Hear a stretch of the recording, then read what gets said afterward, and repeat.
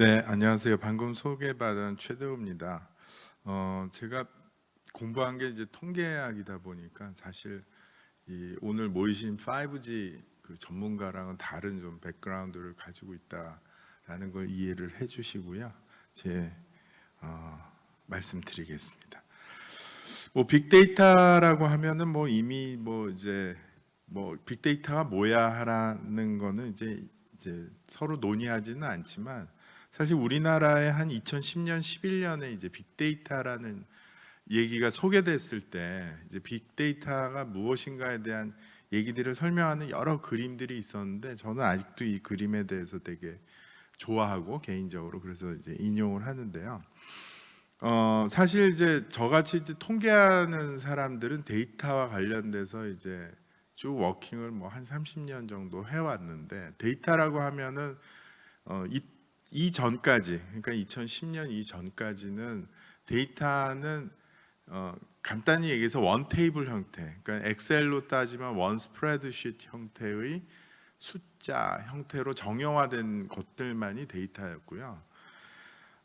여기 데이터 이게 빅데이터에 대한 어떤 소개로 볼륨, 버라이어티, 벨로시티가 있는데 그 중에서도 이 버라이어티라고 하는 이 부분이 빅데이터의 가장 큰 변화를 나타내는 핵심입니다.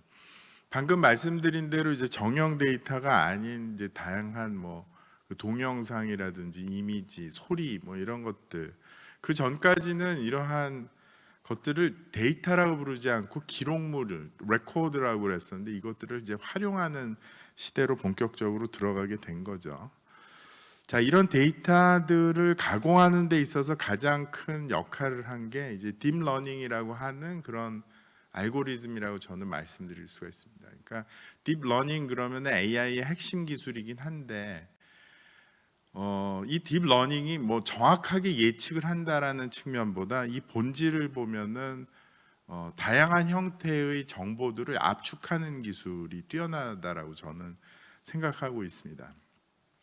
지금 보시는 것처럼 이제 사람의 핸드라이팅에 해당되는 그런 0부터 9까지의 숫자를 그 딥러닝 네트워크를 통해서 이제 인식하는 그런 가상의 형태를 지금 만들어 놓은 건데요.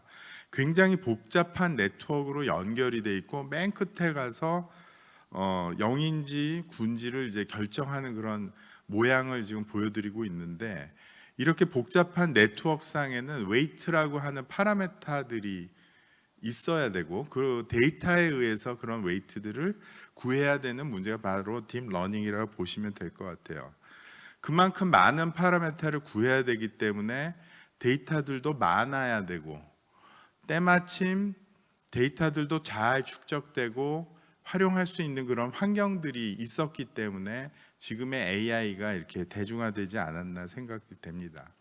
그래서 저는 항상 이 AI의 기본적으로 이게 폭발력을 가질 수 있었던 게 지금 말씀드린 빅데이터, 그 다음에 딥러닝이라고 하는 하나의 도구, 그 다음에 그거를 계산할 수 있는 GPU의 보급, 이 세 가지가 AI의 본격적인 그 시대를 열었던 드라이버라고 생각을 합니다. 저는 이제 그 방금 소개받은 대로 이제 통계학 교수이기도 하면서 이제 현장에서 이제 기업을 운영하고 있는데 저희 회사가 하는 일들은 보통 기업용 소프트웨어를 개발을 하고요. 그 기업용 소프트웨어에서도 주로 의사결정을 돕거나 의사결정을 자동화하거나 혹은 최적화하는 그런 소프트웨어를 개발을 합니다.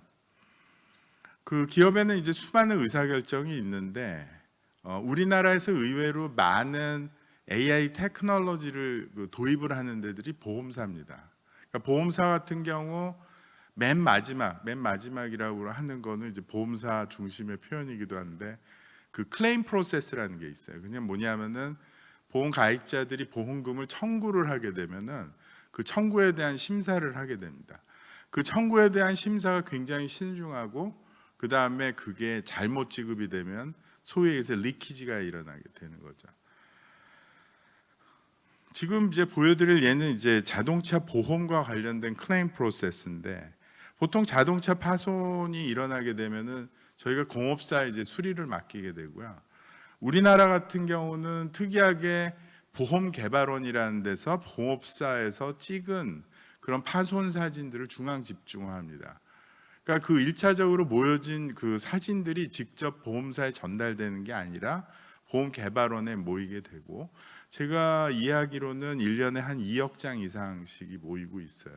그래서 그러한 그 사진들을 가지고 우리가 인공지능을 활용해서 사고의 심도를 계산하고 견적까지 뽑아내는 그런 AI 시스템을 생각할 수가 있겠죠. 그래서 첫 번째는 그런 사진들을 보면서 어느 정도의 이제 견적이 나오는지를 아는, 소위 얘기해서 이미지 인식에 관련된 그런 문제들이 있을 수 있고요. 두 번째는 예를 들어서 다른 관련된 인사사고가 있든지 혹은 다른 손해보험과 같은 경우, 여러분들 이제 보험 청구할 때 병원 영수증을 스마트폰으로 찍어서 송부하거나 혹은 의사 소견서 같은 거를 송부를 합니다. 그럼 여기서 이제 필요한 것들이 이제 OCR, 즉 사진으로 들어온 것들을 보통 후선 지원 센터에서 사람들이 보고 그걸 키인을 하는데 그걸 자동화할 수 있는 그런 AI의 역할도 분명히 존재를 하고 있습니다. 최종적으로 이렇게 입력된 정보들을 기반을 해서 실질적으로 보험금을 지급을 해야 되는지 혹은 의심스러운 청구이기 때문에 조사를 해야 되는지 등등의 최종적 판단을 해야 됩니다. 의심스럽다라고 해서 조사를 하게 되는 경우 우리가 생각하는 것보다 훨씬 많은 비용이 듭니다. 20만 원에서 비싸게는 7, 80만 원의 그 조사비를 내고 조사를 하게 되고요. 거기서 부지급, 즉 지급을 하지 않는 금액이 발생하지 않으면 고스란히 그거는 보험사의 책임, 그 비용으로 되게 되는 거고요. 반대의 경우도 있겠죠. 조사를 해야 되는데 즉시 지급을 함으로써 나타나는 그런 손실, 이런 것들을 어떻게 잘 컨트롤하고 예상할 수 있는가에 대한 그런 문제들도 보험사 입장에서는 굉장히 중요한 의사결정입니다. 지금 보시는 것들은 아까 말씀드린 그 실질적으로 들어오는 이런 공업사에서 전송되는 그런 데이터들인데요. 이런 거를 통해서 1차적으로 이제 필요 없는 뭐 차대번호라든지 그다음에 미터에 관련된 것들은 제거를 하고 1차적으로 부분 그 파트들을 인식을 하게 됩니다. 보시면 뭐 그 좌측 이제 라이트, 그다음에 좌측 팬더, 지금 녹색 부분은 이제 스크래치가 난 부분들, 이런 것들을 다 계산을 해서 사고 심도까지 계산합니다. 사고 심도라는 거는 공업사에서 어느 정도의 공수를 들여서 이거를 수리를 해야 되는지까지 이제 판독을 하고 있고요. 그 OCR이라고 하는 거는 옛날부터 있었는데 여기 이제 AI 기술을 더 접목을 해서 문자 인식뿐만 아니라 이렇게 줄글 같은 경우도 그 줄글 내에서의 수술명이나 병원 입원 기간 등등을 추출을 하게 됩니다. 자, 이런 것들이 DB에 적재되도록 이제 그 연결이 돼 있고요. 이런 걸 통해서 아까 말씀드린 클레임 프로세스에서의 굉장히 중요한 정보로 디지털화돼서 사용이 되고 있는 게 지금의 수준이라고 보시면 될 것 같습니다. 자, 중요한 거는 뭐냐면 아까 그 자동차 파손 이미지 같은 경우 제가 기억하기로는 한 130만 장의 데이터들을 활용을 했고요. 아까 말씀드린 대로 우리나라의 경우 이제 뷰로에 해당되는 보험 개발원이라는 데서 집중적인 자동차 사진 관리를 했기 때문에 이런 것들이 가능했는데, 결국은 AI의 핵심은 역시 데이터죠. 빅데이터. 이런 것들을 어떻게 잘 확보하느냐가 결국은 성공적인 AI의 알고리즘의 개발, 그다음에 업무의 발전에도 큰 기여를 하는 밑바탕이라고 보시면 될 것 같습니다. 지금 보여드리는 이 페이페이 리라는 분은 지금은 어디 계신지 잘 모르는데 과거 스탠포드 교수셨을 때 이분이 주장한 게 이제 이미지 넷이라는 겁니다. 그러니까 이제 방법들 뭐 딥러닝도 있는데 결국 연구를 하기 위한 그런 데이터들을 좀 모으는 작업들을 이제 주장을 해서 이미지 넷에서 지금 잘 보이실지 모르겠는데 167개국에서 하는 거의 5만 명에 가까운 사람들이 참여를 해서 그런 데이터들을 모았기 때문에 지금 이 이미지 관련된 그런 연구들이 획기적으로 발전할 수 있었던 그런 초석을 다진 겁니다. 제가 여기서 말씀드리고 싶은 거는 결국 이제 데이터라는 게 상당히 중요하고요. 당연히 지금 보면은 제가 이제 슬라이드 제목을 노동의 현장이라고 그랬는데, 사실 AI라고 하면은 이 굉장히 멋있는 작업 같지만 그만큼 많은 그 노동력이 투입이 돼야 됩니다. 그래서 AI는 기본적으로 노동집약적, 자본집약적 사업입니다. 그러니까 AI를 통해서 자동화를 하고 비용을 줄이려고 하지만 그 준비, 즉 AI를 위해서는 상당히 많은 시간과 노력이 필요하다라는 거고요. 저희가 130만 장의 그런 데이터들을 저희가 애노테이션, 즉 알고리즘의 티칭을, 러닝을 잘하게 하기 위해서 저희가 수작업을 통해서 그 팬더 테두리를 이제 손으로 한 작업들을 보여드리고 있는데, 이러한 노력들을 통해서 수많은 사람들의 노력과 그 다음에 품질 높은 데이터 생성을 통해서 이런 것들이 가능해지고 있고요. 가능하다라고 보시면 될 것 같습니다. 이제 그럼에도 불구하고 이 데이터에 대한 역으로 데이터에 대한 디펜던시가 워낙 많기 때문에 이 AI의 성능은 담보될 수 없으며 지속적인 데이터 확보를 통해서 꾸준한 훈련을 시켜야 됩니다. 저희가 이 자동차 파손 이미지의 경우 말씀을 드리면은 지금 이 모형을 만들지도 이제 3년째 되고 있습니다. 그러다 보면은 새로운 자동차 모델들이 나오겠죠. 특히 요새 이제 트렌드가 전기 자동차 혹은 그릴이 굉장히 큰 그런 자동차들. 그런 자동차들은 사실은 인식하기 굉장히 어렵습니다. 지금의 모형으로는. 그래서 그런 데이터들을 확보해서 꾸준한 훈련이 필요한 게 사실이고요. 이러한 한계를 이제 넘기 위해서 많은 사람들이 인공적 데이터들을 생산하는 그런 소위 해서 신테틱 데이터들에 대해서 관심을 많이 갖게 되고 있는데요. 지금 이 그림은 뭐냐면은 이제 그 알파고의 이제 코어 기술인 그 reinforcement learning을 지금 말씀드리기 위해서 그린 겁니다. 사실 reinforcement learning이라는 거는 맨 우측에 있는 environment, 지금 이 동영상은 그 영화 중에 Age of Tomorrow를 기반으로 해서 한번 reinforcement learning을 이해하시라고 제가 그려본 건데요. 이 영화 보셨는지 모르겠지만 이 주인공인 이분이 맨날 죽었다 깨어나도 같은 환경에서 인바이러먼트에서 살아가면서 계속 반복적인 훈련을 통해서 이제 전사가 되어가는 과정을 거칩니다.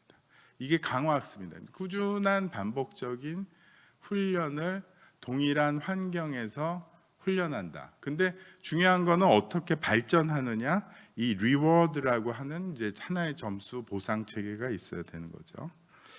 그래서 저희는 이제 생각한 게 뭐냐면은 역시 강화학습에서도 어떤 분들은 그런 표현을 하시는데 데이터가 필요 없는 분야라고 하지만 사실은 데이터가 수집하는 데이터가 필요 없을 수는 있으나 데이터를 생산해내는 시뮬레이터는 필요하거든요. 가상의 공간이. 그래서 저희는 최근에 이런 일종의 디지털 트위닝이라고 할 수 있는 그런 시뮬레이션 환경을 만들어서 반복적인 학습을 통해서 뭔가 액션을 최적화할 수 있는 그런 것들을 연구를 하고 있고요. 예를 들어서 이러한 강화학습을 통해서 저희가 이제 목표로 하는 거는 지금 첫 번째 보시는 사진 보면은 이제 항구에 컨테이너가 들어오게 되면은 이 컨테이너를 언로딩 해가지고 일단 야적장에 쌓게 됩니다. 근데 이 야적장에 어떻게 쌓느냐에 따라서 이 트래픽, 이 안에서의 그 트럭들의 트래픽 잼도 굉장히 심하고요. 예를 들어서 나중에 갈 수 있는 물건, 먼저 가야 되는 물건, 멀리 가야 되는 컨테이너, 이런 것들을 다 고려해서 최적의 컨테이너 쌓기 문제가 있습니다. 두 번째는 뭐냐면은 이제 공장에서 로봇 암들이 팔레타이징이라는 걸 합니다. 이제 팔레타이징이 뭐냐면은 이제 팔레트라고 보통 창고형 예를 들어서 마트에 가면은 밑에 나무 이렇게 그 박스라기보다 받침을 만든 게 있는데, 팔레타이징은 그 팔레트에 박스를 쌓는 문제입니다. 디팔레타이징은 쌓여 있는 거를 빼내는 거고요. 근데 이 팔레타이징을 하기 위해서 이 로봇 세팅을 할 때 사람들이 일일이 가서 그 좌표를 입력을 해가면서 이 세팅을 하게 돼서 상당한 시간이 걸리게 됩니다. 그래서 박스 사이즈만 입력을 하면 로봇이 그 어떻게 박스를 쌓는지를 계산하는 그런 문제들, 이런 것들을 푸는 문제를 생각을 해봤고요. 그 다음에 이제 반도체 설계에 있어서 자동화, 특히 피지컬 디자인이라는 부분에서 플레이스먼트 앤 라우트라고 하는 부분들은 전문가들이 시행착오를 거치면서 그 최적화의 어떤 레이아웃을 찾고 있는데, 이런 부분들을 찾는 문제들을 한번 AI로 풀어보자. 다 공통적으로 최적화라고 하는 키워드가 적용이 되겠죠. 그래서 저희가 이와 같은 이제 시뮬레이터들을 만들었고요. 제일 왼쪽 보시면은 사실은 이제 그 약간 미학적으로 표현을 해서 그렇지, 지금 역할이 뭐냐면은 만화를 그리기 위해서 그린 게 아니라 저게 데이터를 생산하고 있는 겁니다. 그 다음에 이제 가운데 보시면 아까 팔레타이징, 즉 박스를 잘 쌓기 위한 그런 훈련을 하기 위해서 일종의 게임기를 만들어서 박스를 쌓던 거를 무너뜨려서 계속 로봇이 잘 쌓게 하는 그런 로직을 만드는 훈련을 하고 있고요. 맨 우측은 아까 말씀드린 플레이스먼트라는 라우트를 통해서 어떤 최적화를 할 수 있는지에 대한 에이전트를 만드는 그런 부분들을 보이고 있습니다. 자, 지금 말씀드리고 싶은 거는 이제 빅데이터라는 게 상당히 이제 AI 발전에 공헌을 했지만, 결국은 우리는 데이터를 계속 찾아다니고 생산되는 것들을 수집해야 된다면, 그거를 더 뛰어넘기 위해서는 우리가 가상의 데이터를 만들거나 가상의 데이터를 생산할 수 있는 리얼 환경과 비슷한 시뮬레이터를 통해서 이러한 AI 에이전트를 만들고 있다라고 하는 그런 트렌드를 소개를 해드리는 거고요.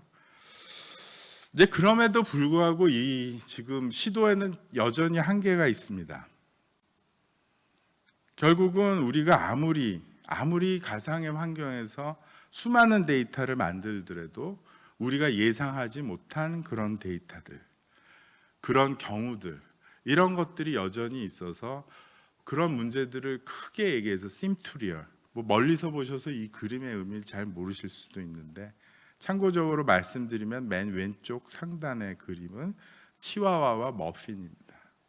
자, 이와 같은 그런 그림들이 나타났을 때 과연 인공지능이 제대로 된 판단을 할 수 있는가에 대한 한계는 여전히 존재한다라는 것을 소개해드리면서 제 강연은 여기서 마치겠습니다. 감사합니다.